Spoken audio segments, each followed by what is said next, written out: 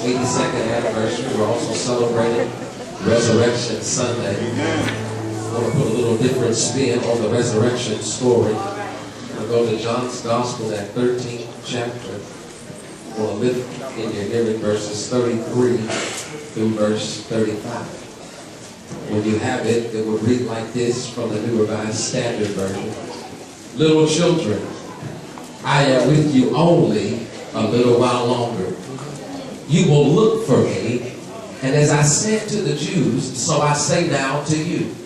Where I am going, you cannot come. All right. But a new commandment I give to you, that you love one another.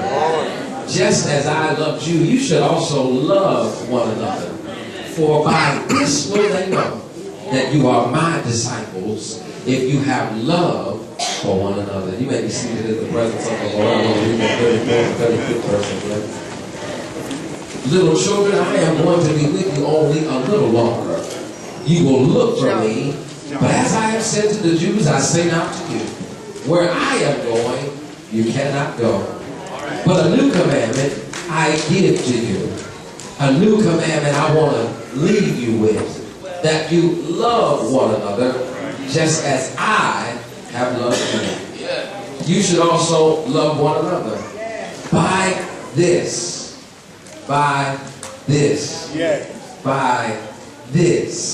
will everyone know that you are my disciples. All right. If you have love for one another. Wow. All right. I'll title this sermon on a very simple subject: love one another. Love one another. Turn to that person that's sitting beside you and tell them, I love you. See, that was not the right neighbor today. They didn't get excited about that declaration of victory. Turn to the other neighbor and tell them, I love you. And if they didn't get excited, you may need to move your seat. You may need to come a little closer. But turn to somebody beside you and tell them, somebody loves you.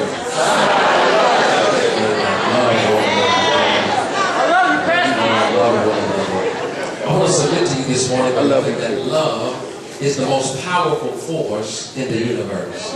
We've come to celebrate Resurrection Sunday. We've come to celebrate the resurrection of our living Christ.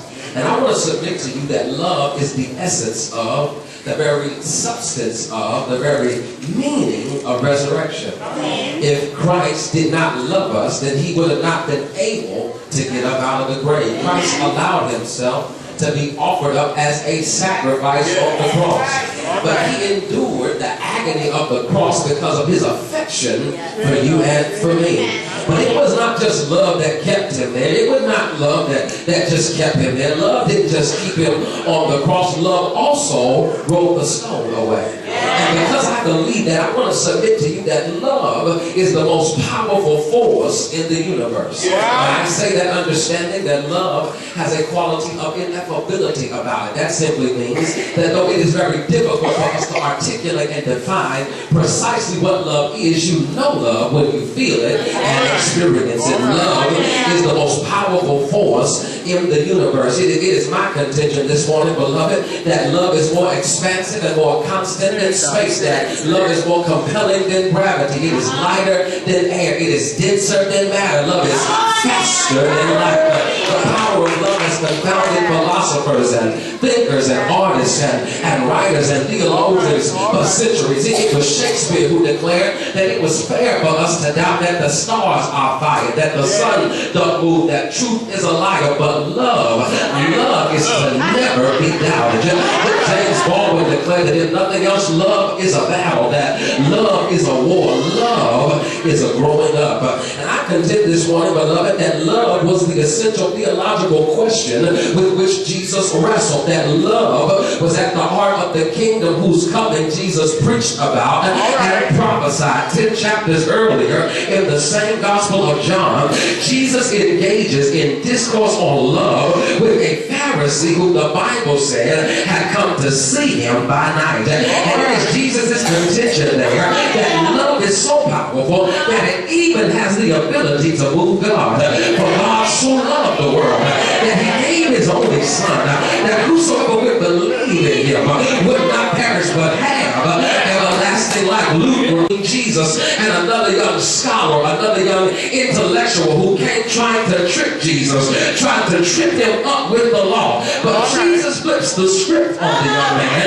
and instead of engaging this young man in dialogue on the law, Jesus gives this young man a few lessons on love. Now the young man leaves the meeting with Jesus concluding that the whole of the law is to love the Lord your God with your very being, and to learn how to love your neighbor the way that you love yourself. And as we approach the circumference of our own text this morning, John's Gospel and the 13th chapter, we find Jesus preparing to leave his disciples. He's about to go away from them. But before he leaves them, he wants to leave them with one more lesson on the power of love. Not love as some abstract conception, not love as some fantastical abstraction, not love as some mere sentimental feeling, but love as a radical way of being in the world. After all of the miracles that these disciples have been blessed to behold, after all of the glory that God has empowered them to see, Jesus drops a bombshell on them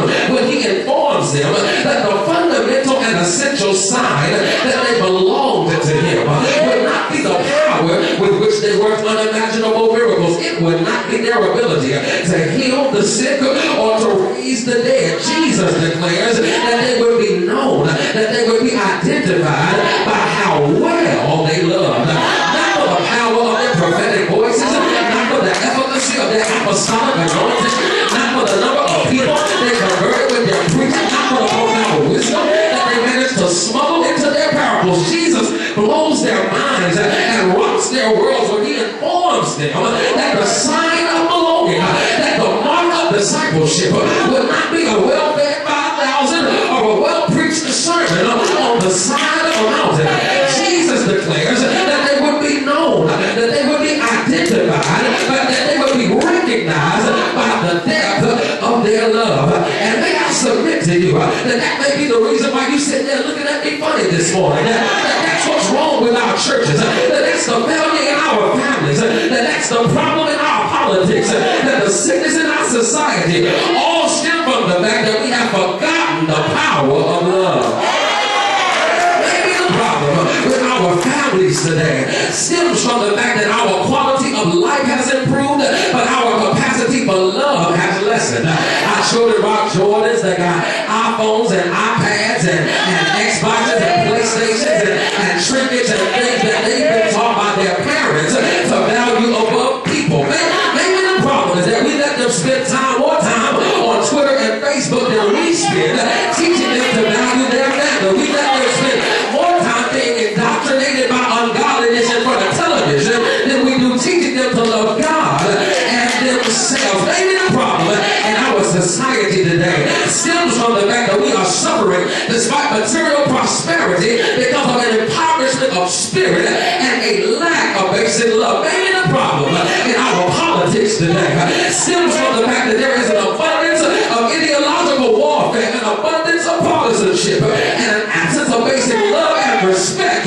for human life. Maybe the problem is that our politicians are too busy trying to keep poor people from getting supplemental nutrition assistance, too busy playing politics with women's bodies, too busy trying to keep minorities from having access, that they don't have no time to use love back into the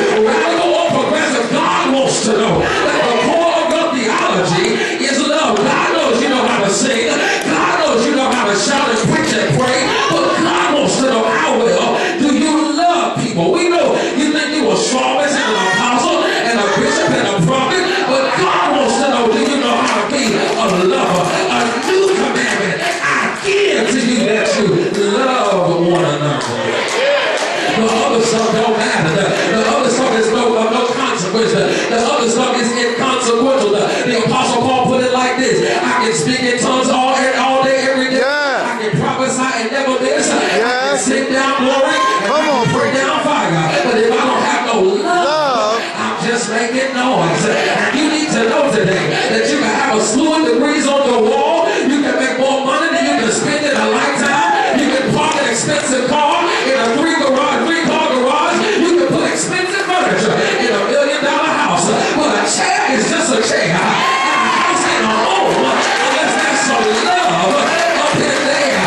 And Jesus says, a new commandment that I give to you, that you love one another. I believe that those disciples, I can see them there in their frustration, looking at Jesus funny. Like some of y'all are looking at me here. Christ was calling them to love each other, and yet over the course of their time with Jesus, they failed to love him properly. Look at how poorly they had loved him. Judas betrayed him. Peter denied him 3 times and acted like they had never been homeboys. And the 3 that were closest to him could sit up and talk and debate theology and philosophy all night, but could not pray with him for 1 hour. And then he got up out of the grave with all power in his hands, like he told them, and yet they would not believe him. Look at how poorly they had loved him. They had broken his heart.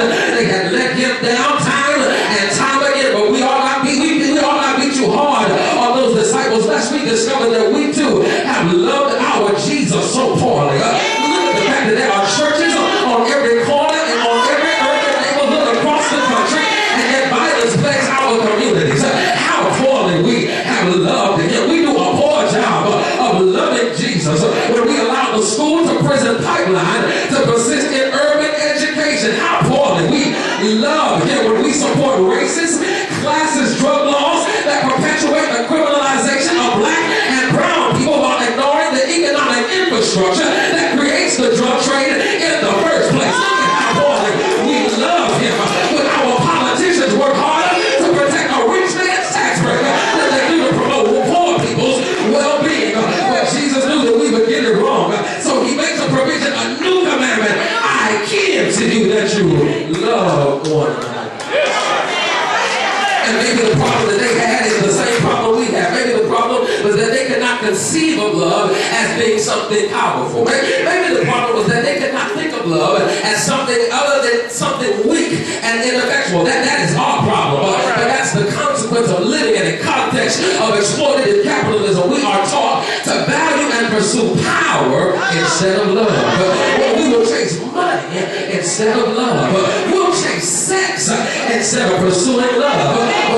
That tendency existed among the disciples. There they were, fighting amongst themselves about who was going to have the best seat in the kingdom, about who was going to lead praise and worship, arguing over who was going to lead the chicken frying committee. And here Jesus was trying to condition them to love people and trying to expand their capacity to serve. Oh, they saw power like we seek power.